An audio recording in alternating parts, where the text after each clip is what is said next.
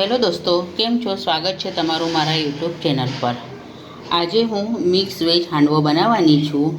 તો ચાલો મારા કિચનમાં આજે આપણે મિક્સ વેજ હાંડવો બનાવીએ। ચાકુ અંદર નાખીને જોઈએ, એકદમ ક્લીન બહાર નીકળે છે એટલે આપણો મિક્સ વેજ હાંડવો તૈયાર થઈ ગયો છે। હવે ગેસ બંધ કરી દઈએ અને એને 10 મિનિટ માટે રહેવા દઈએ। મેં રાત્રે ચણાની દાળ, મગની દાળ, અડદની દાળ અને ચોખા પલાળી મૂક્યા હતા। ચોખા 1 વાટકી લેવાની અને બધી દાળો અડધી વાટકી લેવાની। તો રાત્રે પલાળ્યા હતા, હવે આપણે મિક્સીમાં વાટી લઈએ।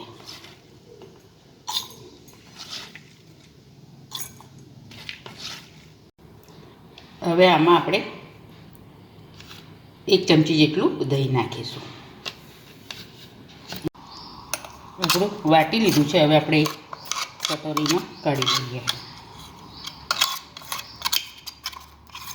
હવે ચોખા અને દાળ બધા વટાઈ ગયા છે, હવે આપણે બધું મિક્સ કરી લઈએ। 1-2 મિનિટ માટે આપણે ફેટી લઈએ। હવે આને 4 કલાક માટે આપણે ઢાંકી દઈએ। હવે આ ખીરાને આથો આવી ગયો છે, આ રીતના જાળી પડે છે। હવે આપણે આમાં બધા ભાજી નાખીશું। 1 નાની વાટકી ભરીને મેં પાલક લીધો છે।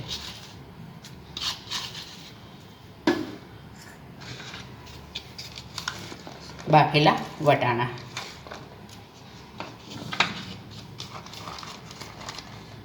બાફેલા મકાઈના દાણા, આ લીલું મરચું, આદું અને લસણ ઝીણું ક્રશ કરેલું,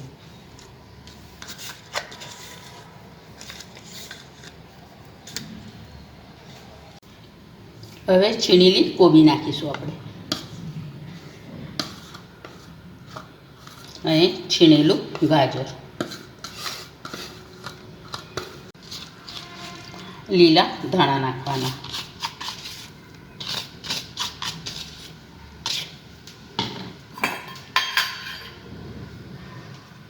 હવે સ્વાદ પ્રમાણે મીઠું નાખીશું આપણે। હવે આ બધું આપણે પહેલાં મિક્સ કરી લઈશું।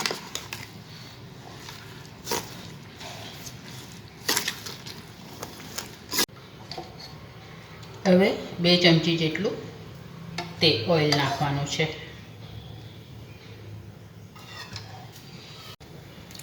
તેલ ગરમ થઈ ગયું છે, હવે આપણે એમાં રાઈ નાખીશું। રાઈ તતડી ગઈ છે, હવે આપણે એમાં તલ અને અજમો નાખીશું। ચપટી હિંગ નાખીશું આપણે,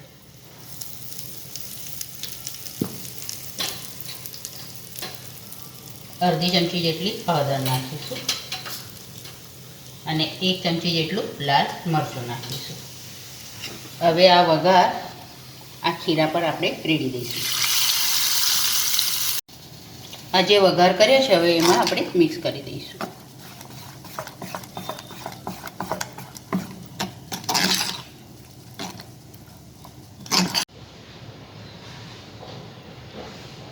આપણું પેન ગરમ થઈ ગયું છે, હવે આપણે એમાં તેલ નાખીશું।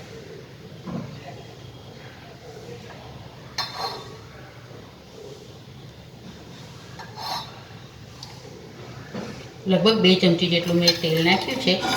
ચારે બાજુ આપણે ઓઇલને ફેલાવી લેવાનું છે। હવે થોડા સફેદ તલ નાખવાના છે।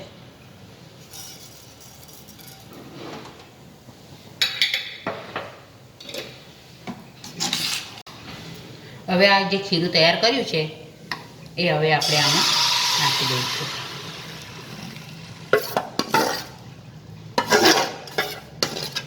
અને આ રીતના ફેલાવી દઈશું। હવે આને લગભગ 20 થી 25 મિનિટ ધીમા તાપે થવા દેવાનું છે। 25 મિનિટ થઈ ગઈ છે, હવે આપણે પહેલાં ચેક કરી લઈએ। ચાકુ અંદર નાખીને જોઈએ, એકદમ ક્લીન બહાર નીકળે છે એટલે આપણો મિક્સ વેજ હાંડવો તૈયાર થઈ ગયો છે. હવે ગેસ બંધ કરી દઈએ અને એને 10 મિનિટ માટે રહેવા દઈએ. તૈયાર છે આપણો મિક્સ વેજ હાંડવો. આ વિડીયો તમને ગમ્યો હોય તો લાઈક કરજો, શેર કરજો. ચેનલ પર નવા હો તો સબસ્ક્રાઈબ જરૂરથી કરજો.